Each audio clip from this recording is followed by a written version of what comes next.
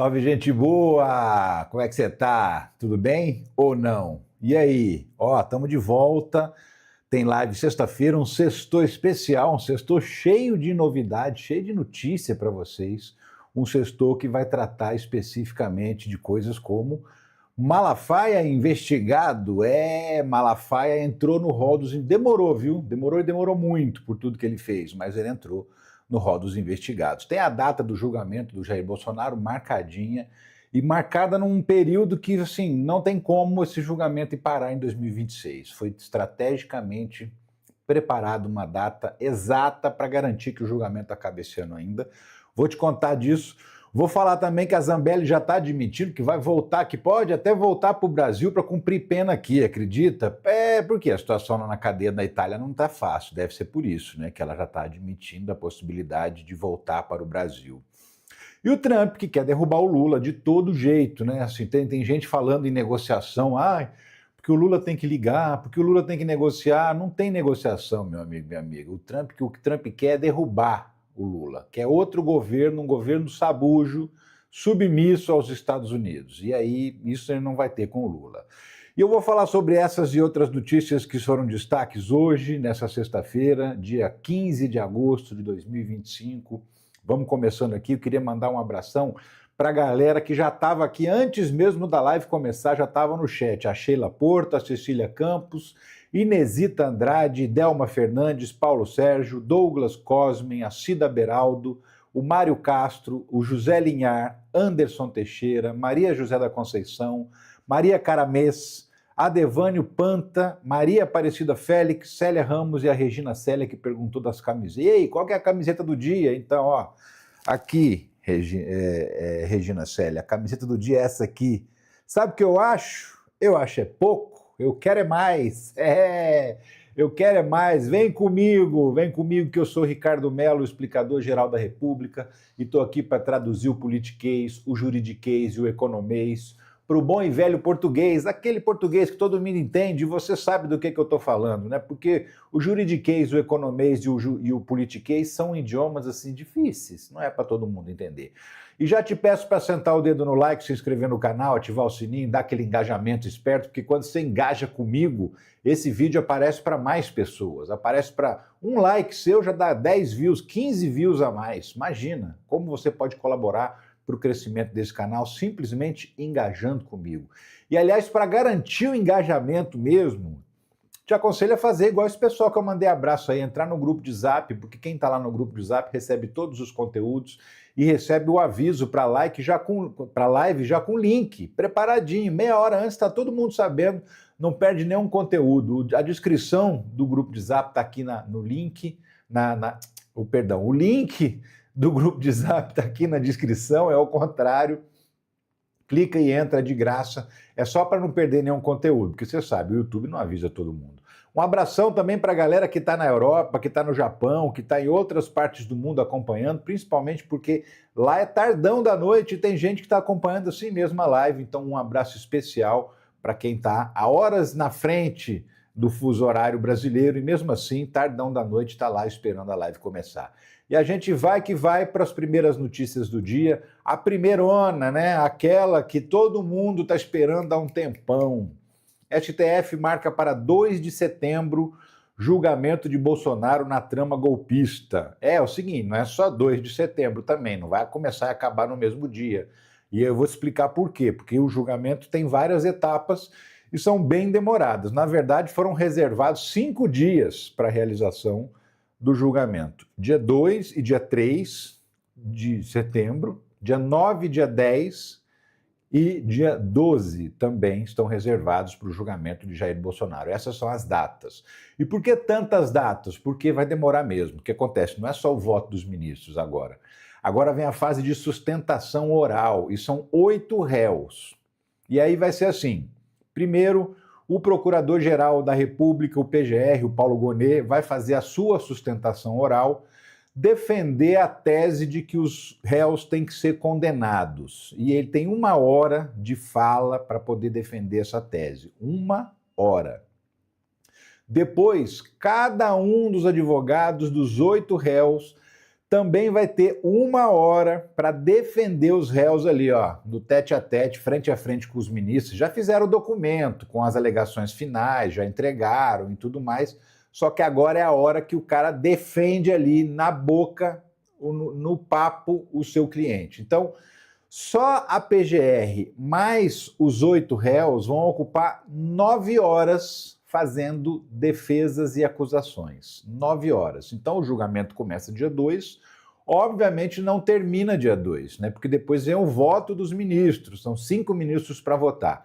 Não deve nem acabar dia 3 ainda, deve ser pelo menos dia 2 e dia 3 essa fase de sustentação oral da acusação e das defesas. E depois a expectativa é que comece a votação dos ministros no dia 9, 10 e 12 são datas reservadas, e os votos também são longos, porque os ministros escrevem lá um calhamaço de argumentos para dizer, ó, estou condenando por isso, estou absolvendo por isso.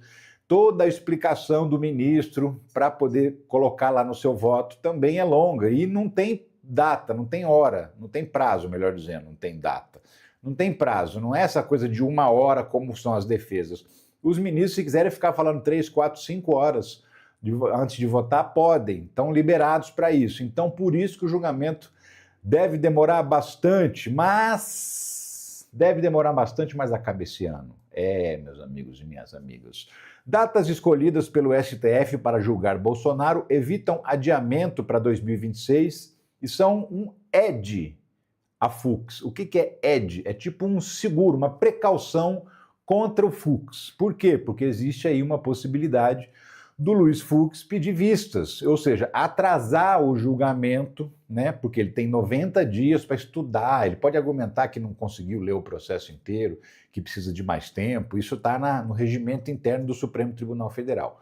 Se ele pedir vistas, que é pedir esse adiamento, ele tem 90 dias para devolver o processo. E aí o que acontece? Já escaldados, já preparados para essa possibilidade do Fux pedir vistas, o Cristiano Zanin, que é o presidente da primeira turma, que é quem marca o julgamento, já marcou nessas datas, sendo que a última data é dia 12 de setembro. Por quê? Se o Fux pedir vistas, 90 dias vai terminar dia 12 de dezembro e o recesso do judiciário começa dia 22 de dezembro. Então, teria ainda os ministros 10 dias para terminar a votação do julgamento do Bolsonaro, se por acaso algum ministro, no caso quando a gente fala algum, é o Fux, é só esse que tem alguma chance de pedir vistas do julgamento, né? E mesmo assim eu acredito que ele não vai pedir não, mas essa data já foi escolhida para terminar mais cedo, terminar no máximo dia 12, porque se der um adiamento, 90 dias parado, ainda volta a tempo de julgar em 2025, não deixar esse julgamento entrar para 2026 adentro, né? Então, por isso que essas datas foram estrategicamente escolhidas pela turma do Bolsonaro.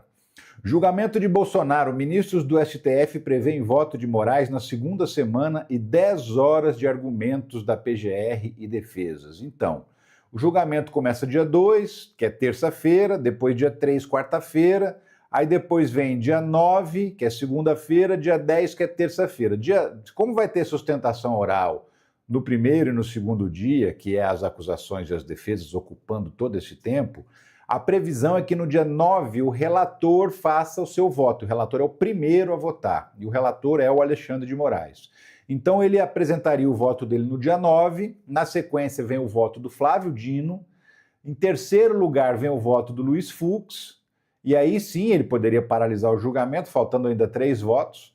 Depois do voto do Luiz Fux, vem o voto da Carmen Lúcia, e para finalizar, o último a votar é o Cristiano Zanin, e ele é o último a votar porque ele é o presidente da turma, assim como o relator, que é o Alexandre de Moraes, é o primeiro a votar, justamente porque é o cara que apresenta o relatório pedindo a condenação ou pedindo a absolvição dos réus. Nesse caso, a gente sabe, pedindo a condenação, né?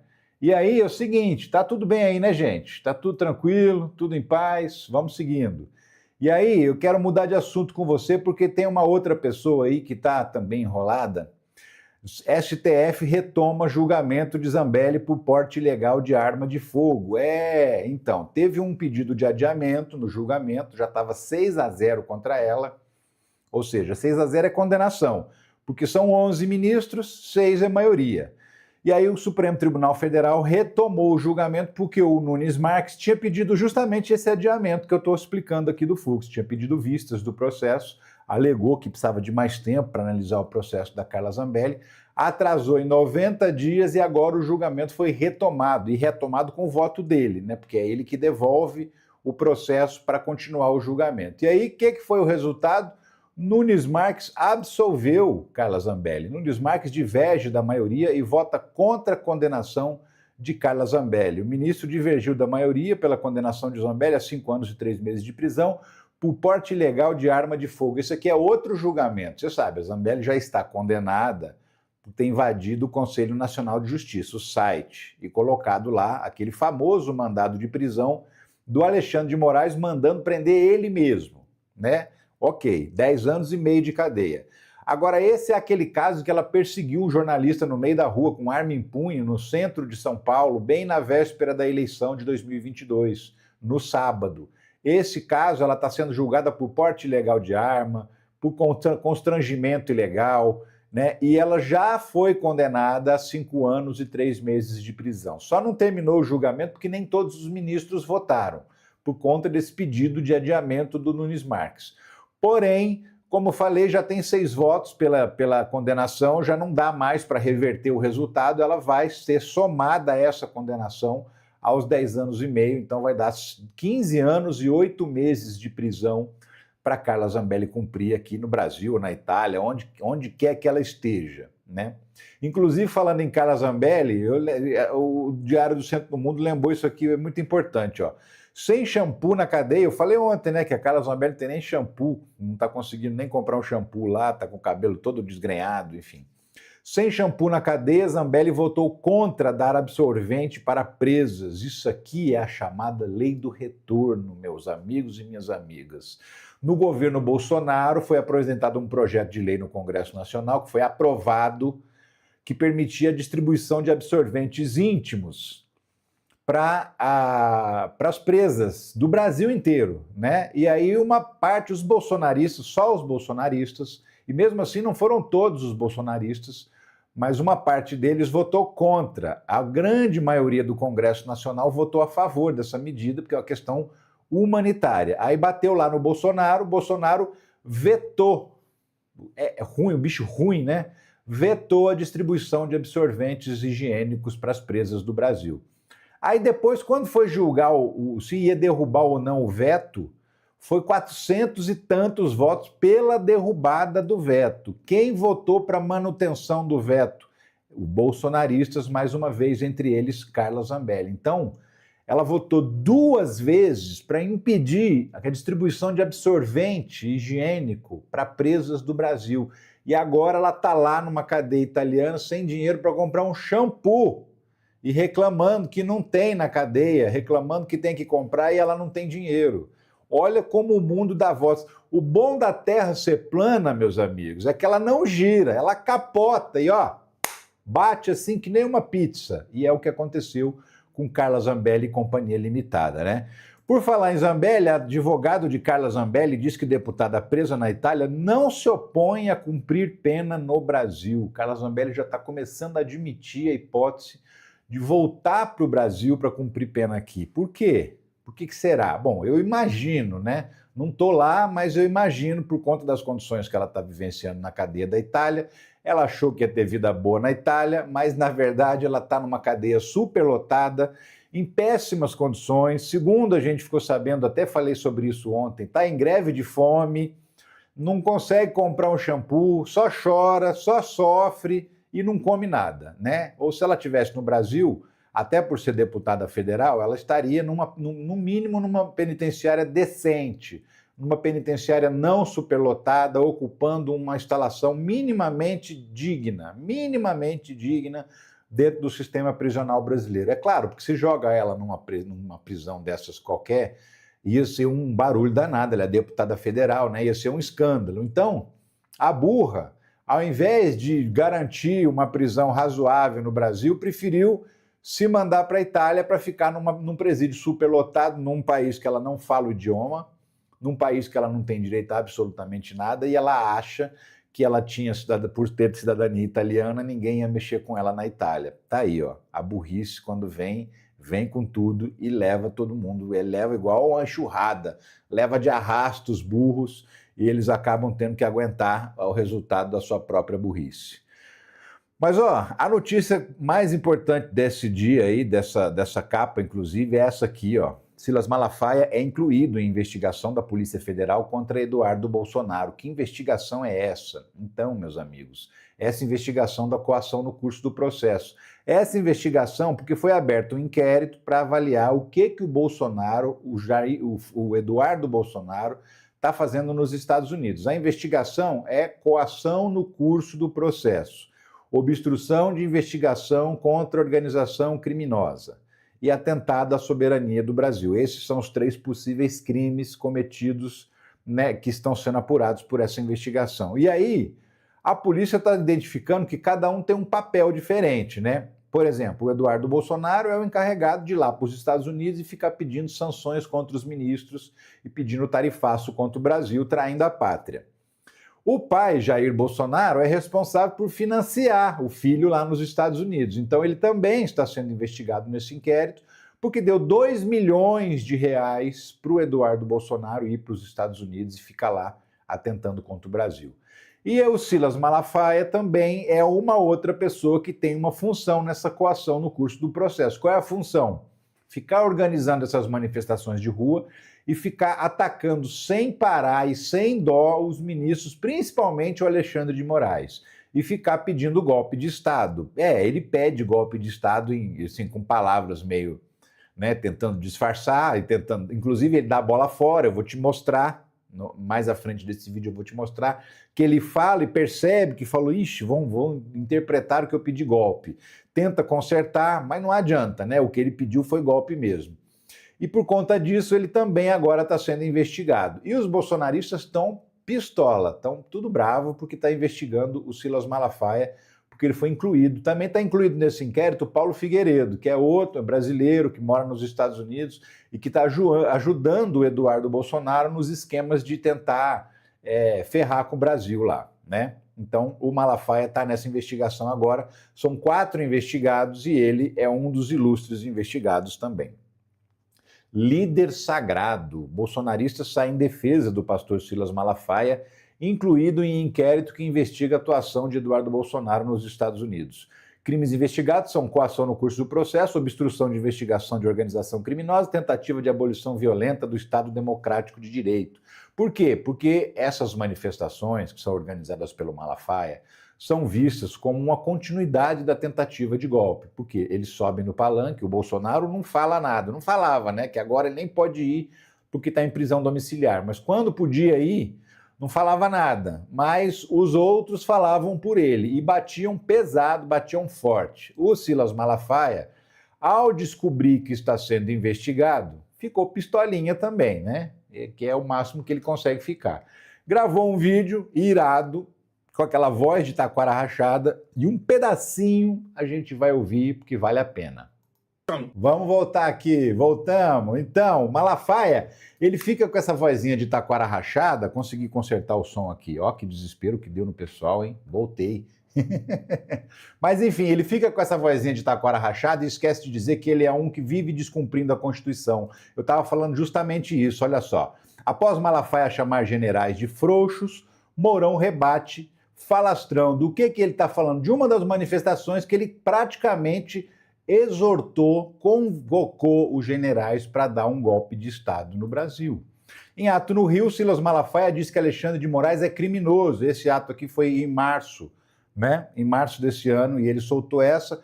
E aí, a pergunta que fica é justamente essa, Malafaia. A mesma pergunta que você fez, eu faço para você. Onde é que está na Constituição a informação de que é permitido chamar os generais para dar golpe de Estado, né? Porque aqui, ó, nesse videozinho aqui de 30 segundos, olha só, 30 segundinhos só, ele fala isso aqui, ó. Ah, eu não vou me calar aqui, não. Cadê esses generais de 4 estrelas do alto comando do Exército? Cambada de frouxo, cambada de covardes, cambada de omissos. Vocês não honram a farda que vestem. Aí ele percebeu, né? Que ele falou, ixi, tô chamando os caras para dar golpe. Aí que ele fala, ó. Não é para dar golpe, não. É para marcar posição. Não é para dar golpe, não. O que o general tem a fazer para interferir na política brasileira? Só dar um golpe de Estado. Então o Malafaia, ele pediu um golpe de Estado aí, só que ele percebeu que ele fez isso e tentou dar aquela consertada no meio do caminho, né? E mudar de assunto. Mas a verdade é que quem é Silas Malafaia para falar em Constituição? Um cara que vem desafiando as autoridades há muito tempo, que vem desafiando as autoridades brasileiras e acha que ia ficar impune porque é líder religioso, né? Por quê? Porque se prende o Malafaia, começa aquele papo de perseguição aos religiosos, né? Ele mesmo fala isso, que o Brasil está parecendo a Nicarágua, que perseguiu os padres católicos, agora vai perseguir os evangélicos e tal. Não, o problema é com Silas Malafaia. É com o golpista Silas Malafaia, que cometeu diversos crimes nessas manifestações que ele organizou, que ele pagou com o dinheiro da igreja dele ou com o dinheiro dele. Eu sei que o primeiro ia ser pago com o dinheiro da igreja, mas o dinheiro dele também vem da igreja, né? Que ele é assalariado da igreja, ele recebe grana da igreja. Então o dinheiro dele é o dinheiro que os trouxas pagaram de dízimo para a igreja do picareta do Silas Malafaia. Já dizia Ricardo Boechat que ele tem que procurar, você sabe o quê, né? Mas enfim, Malafaia agora está na investigação, finalmente, demorou, mas finalmente ele entrou. E agora vamos ver como é que vai ficar a situação a partir dessa investigação, desse inquérito da coação no curso do processo. Ele falou também, eu não conheço ninguém nos Estados Unidos, nem fala inglês, o que os caras estão falando da minha interferência aí nos Estados Unidos? Não, Malafaia, não tem nada a ver com você agir nos Estados Unidos. Quem age nos Estados Unidos são outras pessoas. É o Eduardo Bolsonaro e o Paulo Figueiredo. O papel do Jair é financiar e o seu papel é agitar nas manifestações para criar esse ambiente de animosidade contra o Supremo Tribunal Federal e principalmente contra o Alexandre de Moraes. Que uma coisa é você criticar a decisão de um ministro dizendo que essa decisão está errada, que ele está equivocado. Outra coisa é você acusar o ministro de cometer crime, você acusar o ministro de cometer atos ilegais, irregulares, sabendo que isso é mentira. Isso também é crime. E dentro deste contexto de ser um juiz que vai julgar o teu amigo, que muitas vezes estava inclusive do lado do Malafaia, né? O Bolsonaro estava ali em pé igual um dois de paus acompanhando os discursos do Malafaia. Então, assim, quando isso acontece, você está cometendo o crime de coação no curso do processo e é sobre isso que a gente está falando e é disso que vai rolar a investigação, né? Tem um outro assunto que eu queria dar um giro aqui na pauta rapidinho para falar com vocês. Tem a ver com isso e não tem, né? Olha só. O Conselho de Ética recebe aval de Mota para analisar 4 pedidos de cassação de Eduardo Bolsonaro. Tem vários pedidos para cassar o Eduardo Bolsonaro e aí o Hugo Mota finalmente deu um despacho, porque assim, estava sentado em cima, né? Talvez com medo, porque o Hugo Mota, você sabe, né? Mas aí agora, diante dessa pressão que ele está para melhorar a própria imagem, para poder falar para as pessoas que quem manda na Câmara é ele, porque pegou muito mal, né, aquele motim, ele ficou com fama de banana, né? E aí, o que ele fez? Não, vou tocar os processos de cassação para frente, porque eu vou mostrar que sou eu que mando, que eu sou valentão, que eu sou fodão mesmo. Isso é o que o Hugo Mota está tentando convencer a gente. E ele tocou adiante 4 pedidos de cassação do Eduardo Bolsonaro pelo que ele está fazendo lá nos Estados Unidos. Atentado à soberania nacional, tentativa de abolição violenta do Estado Democrático de Direito. Por quê? Porque tudo isso está acontecendo é a continuidade da tentativa de golpe, né? Aconteceu em dezembro de 2022, aconteceu em janeiro de 2023, no 8 de janeiro, e está acontecendo agora uma continuidade da tentativa de golpe de Estado. Eles ainda não aceitaram a derrota das eleições e continuam agindo para derrubar o presidente que o Brasil escolheu, votou e elegeu, né? Então agora, por conta de tudo que ele está fazendo, ele está inclusive ameaçando o próprio Hugo Mota, dizendo que se o Hugo Mota não pautar a anistia, ele também vai sofrer lei Magnística, também vai ter visto cancelado, falou que o Alcolumbre também.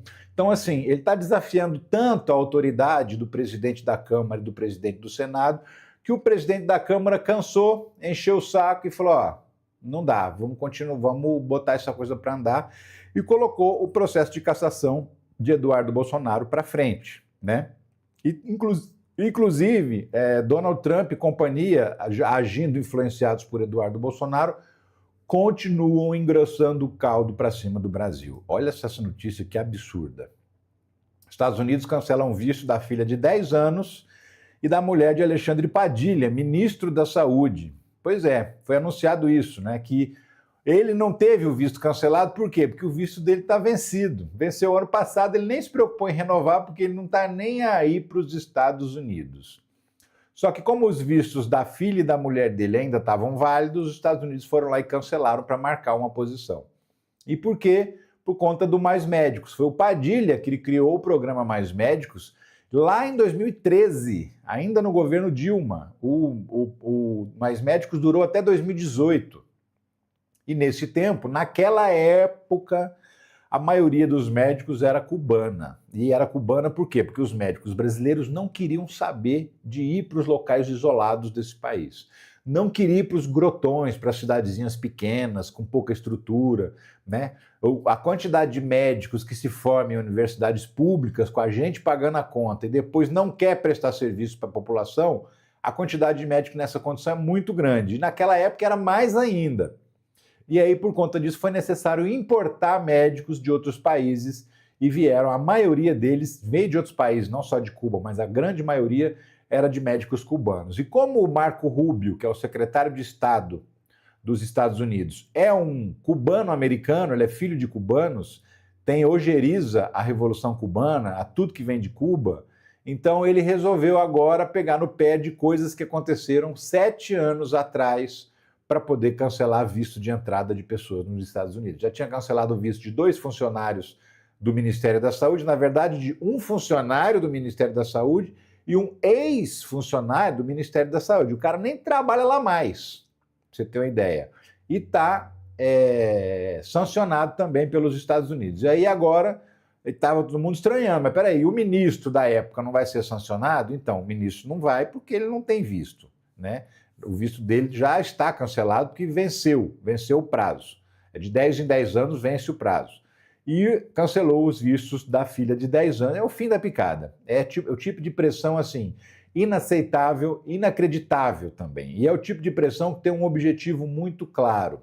Então, assim, não tem ilusão dessa história de vamos ligar para o Trump. Não, porque vamos negociar. Não há o que ser negociado. Não tem negociação.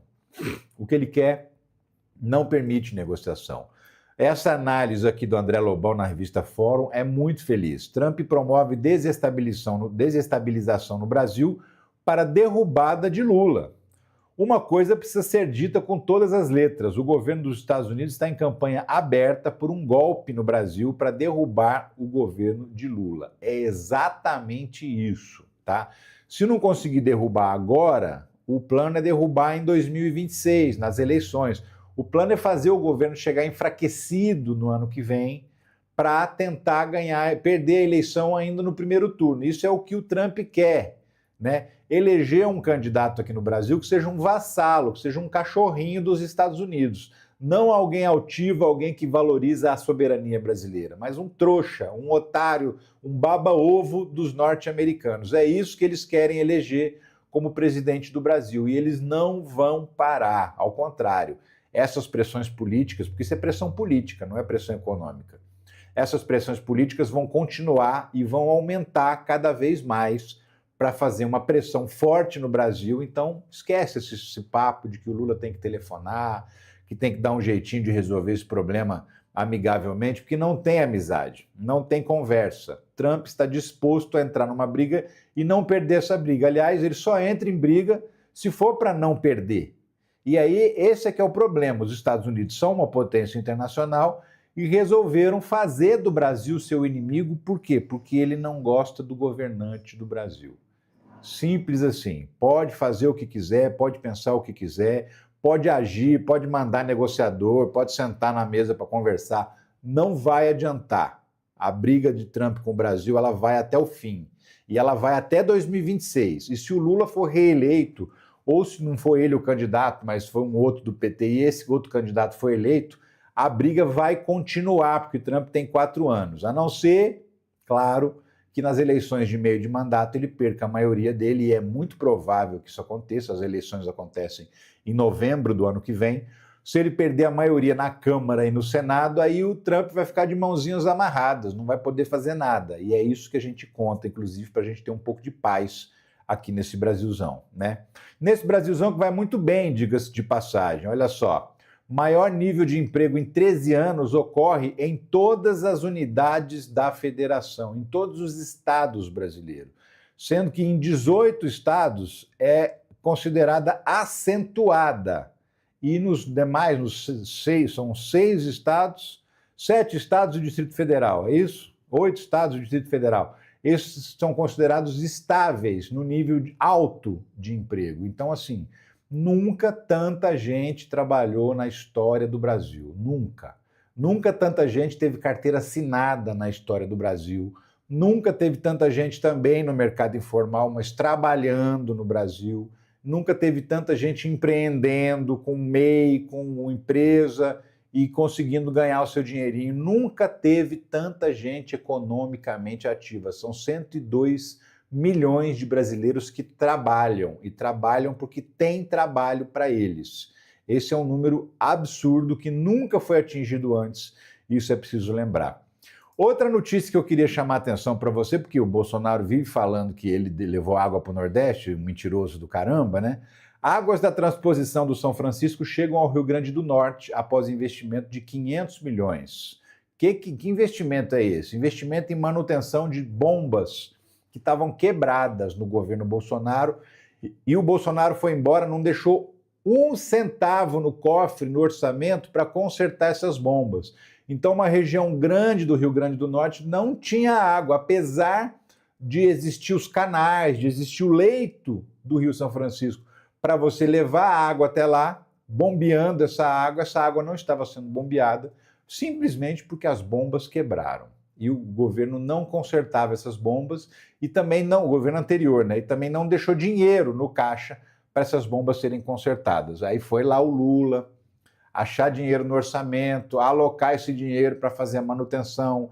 Agora as bombas foram consertadas e a água finalmente chegou ao Rio Grande do Norte. Então essa é a situação, né? Bolsonaro simplesmente fala que levou água para o Nordeste. É mais ou menos como assim, você constrói a casa inteira, aí chega uma outra pessoa, pinta a última parede, só aquela última parede, porque até o resto da casa você tinha pintado, ele pinta a última parede, inaugura a casa e fala, fui eu que fiz, né? Foi isso que o Bolsonaro fez. 93% das obras de transposição do Rio São Francisco foram feitas nos governos Lula e Dilma, 93%. Aí teve um restinho de obras lá que foi feito no governo Temer, o governo Bolsonaro não fez sequer 2% das obras para inaugurar e ficar falando que foi ele que fez a obra. É um cara de pau, é um sem vergonha, mas isso aí não é novidade, isso é Bolsonaro, né não? Enfim, deixa eu te perguntar uma coisa, como é que você está de grana, meu amigo e minha amiga? Está precisando de uma grana extra?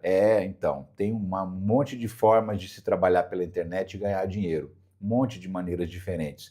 Você pode aproveitar de uma dessas oportunidades se você aprender a profissão certa para trabalhar 100% online, home office mesmo, em tempo integral, tá? E aí você trabalha do jeito que você quiser, a hora, a quantidade de horas que você quiser dedicar, quer trabalhar de dia, quer trabalhar de noite, você que sabe. É ótimo trabalhar em home office pela flexibilidade de horário, né? Então, assim, olha só o Carlos Matos que fez essa opção, tá aqui a mensagem dele dizendo, ele tem emprego, hein? Trabalha numa fábrica, e mesmo assim ele chega da fábrica e vai trabalhar online. E ó, já tirou $643, isso dá mais ou menos R$3.200 na cotação de média de hoje, né? R$3.200 de renda extra, fora o salário que ele recebe na fábrica. Tem mais gente, tem o Paulo Rodrigues, por exemplo, que está há 4 meses se dedicando integralmente a esse trabalho. Integral, tá? Porque ele não tinha outro emprego. E em 4 meses está ganhando $2.154. Isso dá R$11.000 por mês na cotação de hoje. E a Cláudia Oliveira, então, está ganhando quase R$16.000 por mês, $3.134. Ela tinha emprego, ela entrou nessa, ela ainda tinha um outro emprego, ela estava meio desconfiada, não sabia se ia dar certo. Deu tão certo que ela já pediu demissão do emprego antigo dela para se dedicar integralmente a isso. Sabe qual que foi a vantagem na vida dela? Além da vantagem financeira, por 16 mil por mês, não tem nem conversa essa história de escala 6 por 1, ela nem sabe direito o que é isso mais, já até esqueceu. Não tem ônibus lotado, não tem trem lotado, não tem metrô lotado, não tem trânsito intenso para ir trabalhar, não tem o chefe ali ó, o dia inteiro nas suas costas enchendo o teu saco, nada disso. Ela trabalha em casa tranquilinha, pode cuidar dos filhos, pode cuidar da casa, pode cuidar da vida, e precisa ir num médico, não precisa pedir autorização para ninguém, simplesmente vai, é uma beleza. A escola de negócios digitais é que ensina você quais são essas profissões possíveis de se ganhar dinheiro online, onde estão as oportunidades de emprego, o que você precisa saber para participar delas. É isso, tá? Não estou oferecendo emprego para ninguém, estou oferecendo uma oportunidade para as pessoas aprenderem a ganhar dinheiro na internet. E a Escola de Negócios Digitais ensina exatamente isso. O que você faz? Você clica aqui nesse link que aparece na descrição do vídeo, tá vendo aqui embaixo, ó? Trabalha em casa com flexibilidade de horários e ótimos ganhos. Tem um link aqui.